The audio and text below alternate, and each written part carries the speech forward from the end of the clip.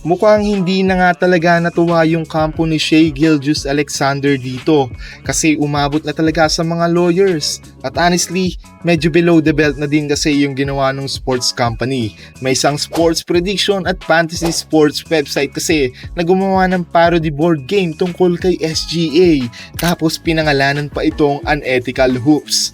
At ang buong joke ng game, kapag nahawakan si SGA, ay automatic foul na agad. Parang ginawa nilang running meme yung accusations na flop down ng flop si SGA. Actually, kung tutuusin, matagal na naman talagang issue yan kay SGA eh. Lalo na this playoffs, mas lalong nakikita, di ba? And lagi siyang napag-uusapan dahil sa foul goals.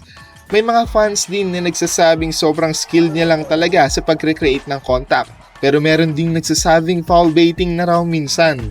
Kaya nga naging viral pa dati yung term na ethical hoops. Parang indirect shot sa playstyle niya. Pero itong ginawa ng sports company, medyo ibang level na rin kasi to eh. Hindi lang simpleng meme post sa Twitter o TikTok, actual board game talaga. Tapos prino-promote pa online. At meron ding giveaways pa during Western Conference Finals na sa tuwing babagsak si SGA sa sahig ay merong giveaway na $100. At mas lalong naging maingay dahil kasama pa sa promotion si Dillon Brooks na alam naman nating mahilig din sa gulo sa NBA at di ba binansagan din siyang villain. Pero dito na siguro napuno yung side ni SGA kasi ayon sa reports, nagpadala na ng cease and desist letter yung lawyer niya. Basically, gusto nilang ipatigil lahat ng paggamit kay SGA sa promotions, ads, social media posts, pati yung board game mismo. At hindi lang basta tatanggalin na, gusto rin daw ipasira yung remaining copies ng game. Grabe nga yun. And ganun na sila kaseryoso, no? And honestly, gets ko rin naman kung bakit. Kasi kapag random fans lang yung nagjo-joke online, parang kritisismo lang dating yan sa kanila. Pero kapag company na kasi yung gumagamit ng image mo para sa isang negosyo, tapos kumikita pa habang ginagawang katatawanan yung pangalan mo, ibang usapan na kasi yan. Dahil meron tayong tinatawag na nil rights. Ito yung name, image, and likeness. And basically, may karapatan yung players o yung mismong tao na kontrolin kung paano ginagamit commercially yung pangalan at itsura nila. At kung iisipin mo rin, halata naman talaga kung sino yung tinutukoy yung game.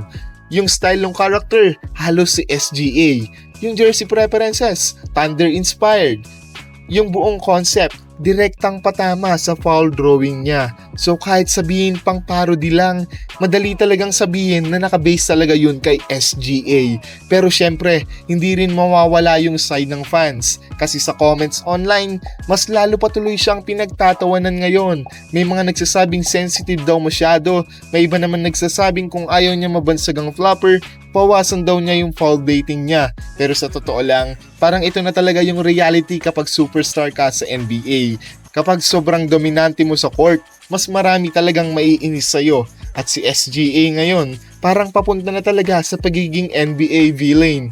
Lalo na kapag every game, ang daming free throws. At habang nananalo yung Thunder, mas lalo ring umiingay yung criticism. Pero ang interesting dito, kahit anong sabihin ng fans tungkol sa kanya, hindi pa rin talaga napipigilan ang isang SGA.